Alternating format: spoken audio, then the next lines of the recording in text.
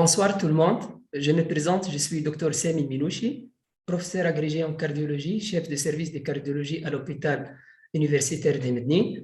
J'ai le grand honneur de participer au MOOC sur l'insuffisance cardiaque organisé par la faculté de médecine de Sfax en collaboration avec les collèges de cardiologie et de chirurgie cardiovasculaire. Donc, sans plus tarder, j'ai l'immense plaisir de partager avec vous l'algorithme thérapeutique de la prise en charge de l'insuffisance cardiaque aiguë.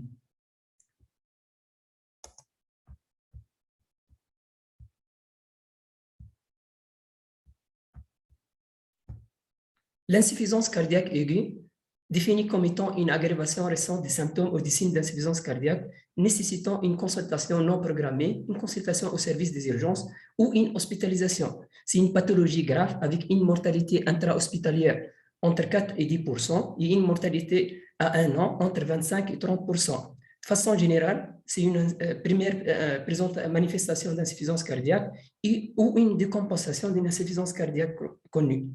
De façon générale, le traitement est basé sur l'intensification thérapeutique, essentiellement des diurétiques en IV.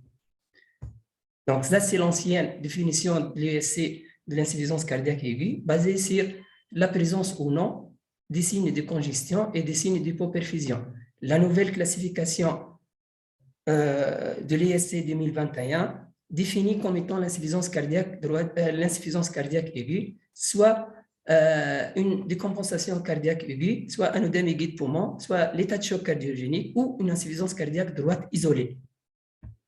Concernant la prise en charge de l'insuffisance cardiaque aiguë, elle est soit préhospitalière, en se basant sur le monitorage de l'ECG, la saturation et la tension, avec oxygénothérapie si la saturation est inférieure à 90% et un transfert rapide. La prise en charge hospitalière, elle est basée sur un traitement pharmacologique selon la présentation clinique, l'étiologie de l'insuffisance cardiaque et la cause de compensation. Le traitement des pré-sorties, basé essentiellement sur l'optimisation du traitement et traiter la comorbidité avec un suivi ultérieur. Donc, de façon générale, le traitement de l'insuffisance cardiaque aiguë est basé sur le diurétique et les vasodilatateurs, les amines vasoactifs et les nootropes, l'assistance circulatoire et l'assistance respiratoire.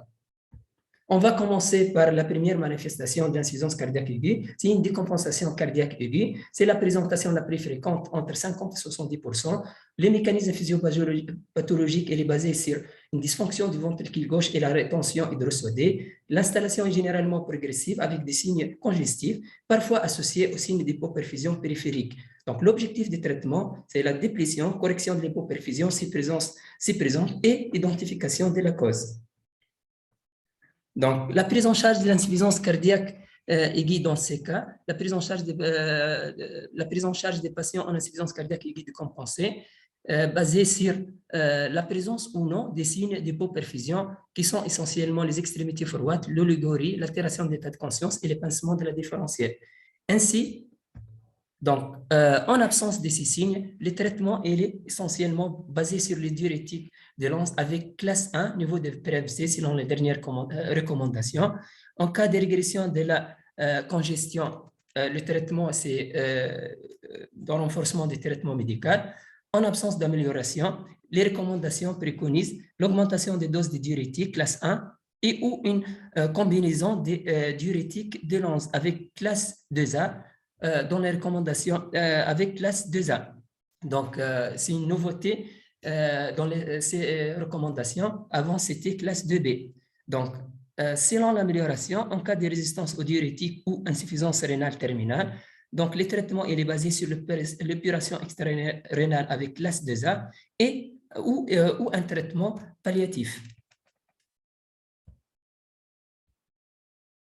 Donc, concernant le traitement du diurétique, donc, juste pour vous informer qu'en fonction que les malades étaient sous traitement oral ou non, donc il y a, si le traitement si les malades étaient sous traitement oral, donc soit la même dose, soit une double dose en IV. Si les malades n'étaient pas sous diurétique, on commence généralement par 20 à 40 mg de l'Azilix et on contrôle en fonction de la diurèse. Généralement, après 6 heures, doit être supérieur ou égal à 100 à 150 ml par heure et le sodium urinaire après 2 heures qui doit être supérieur à 50 à 70 milléquivalents par litre. Donc, en présence des signes d'hypoperfusion, le traitement, la prise en charge des patients avec insuffisance cardiaque aiguë décompensée est basée essentiellement sur le diurétique de Lanz avec classe 1, niveau classe 1 et associé avec, aux ionotropes avec classe 2B. En absence de régression de l'hypoperfusion et de la congestion, on doit considérer l'utilisation des vasopresseurs, notamment la noradrénaline, par exemple, avec classe 2B. Donc, s'il y a une persistance de l'hypoperfusion, perfusion et atteinte d'organes, on doit penser à l'assistance circulatoire mécanique classe 2A et ou l'épuration extrarénale avec classe 2A et finalement un traitement palliatif. Donc, on va passer aux deuxième présentation clinique, le DME guide poumon. Donc, les dernières recommandations de l'ESC 2021 donc, préconisent immédiatement l'oxygénothérapie avec classe 1 ou la ventilation ou le support ventilatoire classe 2A en fonction du pression artérielle systolique. Si la pression artérielle systolique supérieure ou égale à 110 mm de mercure, on doit préconiser le diurétique classe 1 ou en association avec les vasodilatateurs classe 2B. Donc, si la tension est inférieure à 110 mm de mercure, on doit rechercher les signes d'hypoperfusion. En présence des signes d'hypoperfusion, on doit indiquer les diurétiques avec classe 1 en association avec les inotropes ou les vasopresseurs avec classe 2B. En absence des signes d'hypoperfusion, on utilise essentiellement les diurétiques de Lanz avec classe 1. Et voici l'algorithme thérapeutique concernant la prise en charge de l'OAP selon les dernières recommandations, comme on a déjà dit. Donc, essentiellement, le traitement immédiat, c'est l'oxygénothérapie ou le support ventilatoire en fonction de la pression artérielle systolique. Donc, si la pression est supérieure à 110, on donne immédiatement les diurétiques en association avec les vasodilatateurs. Si la pression artérielle systolique elle est strictement inférieure à 110 mm de mercure, on doit rechercher les signes d'hypoperfusion. En cas d'hypoperfusion, on utilise le diurétique classe 1 en association avec inotrope et les vasopresseurs classe 2B. Donc, si en absence de signes d'hypoperfusion, c'est le diurétique. Et dans tous les cas, on doit contrôler l'état de la congestion. En cas d'amélioration, c'est le traitement médical, l'optimisation du traitement médical classe 1. Si persistance de la congestion, on doit penser aux autres traitements, notamment avec une classe 2A ou les traitements palliatifs. Donc, la troisième présentation recommandée pour la prise en charge de l'insuffisance cardiaque, le troisième tableau, c'est la prise en charge des patients en état de choc cardiogénique. Et la première étape, c'est on doit chercher si l'état de choc cardiogénique est en rapport avec un arrêt cardio-respiratoire ou une complication mécanique. Dans ces cas, il faut penser soit à l'angioplastie en urgence, soit au traitement chirurgical urgent. En absence de ces cas, il faut identifier et traiter les autres causes spécifiques. Dans tous les cas, le traitement du choc cardiogénique, selon la dernière recommandation, elle est basée sur l'oxygénothérapie avec classe 1 ou un support ventilatoire classe 2A, en association avec l'utilisation d'inotropes et des vasopresseurs classe 2B et en association à l'assistance circulatoire du court durée avec classe 2A. Donc, selon l'évolution, en cas de régression de l'hypoperfusion et de la dysfonction d'organes, on doit penser au sévrage des inotropes et vasopresseurs ou assistance circulatoire. Donc, et finalement, la poursuite du traitement étiologique si besoin, optimisation du traitement médical classe 1. En absence d'amélioration, c'est l'assistance circulatoire de courte durée avec classe 2A et ou l'épuration extrarénale classe 2A ou le traitement palliatif.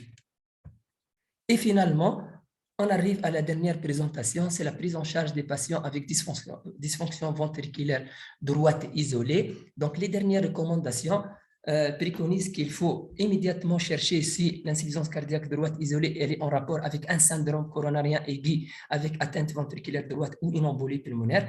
Dans ces cas, il faut un traitement spécifique. En absence de ces deux étiologies, il faut optimiser la volémie. Essentiellement, si la congestion elle est marquée, il faut penser aux diurétiques de classe 1. En absence de congestion, il faut penser au remplissage vasculaire prudent. Dans tous les cas, il faut suivre l'évolution. En cas d'hypoperfusion périphérique et d'hypotension persistante, donc il faut penser aux vasopresseurs ou aux inotropes avec classe de B. Donc, en absence d'hypoperfusion, il faut en absence d'hypoperfusion, s'il y a une régression des signes et des symptômes, il faut continuer le traitement. En absence d'amélioration, il faut penser à l'assistance circulatoire droite et ou l'opération extrarénale et ou considérer finalement les traitements palliatifs. Ainsi, donc on a bien vu ensemble l'algorithme thérapeutique de l'insuffisance cardiaque droite basé essentiellement sur les 4 manifestations, un tableau d'insuffisance cardiaque droite, l'OAP, la prise en charge du choc cardiogénique ou une insuffisance cardiaque droite isolée. Merci pour votre attention.